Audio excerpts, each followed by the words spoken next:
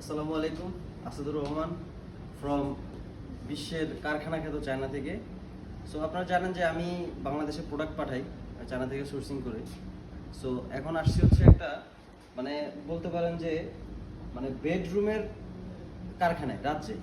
এখানে হচ্ছে আপনার রুমগুলো হচ্ছে কি কি কীরকম হবে একদম টু জেড সব হচ্ছে পাওয়া যাবে।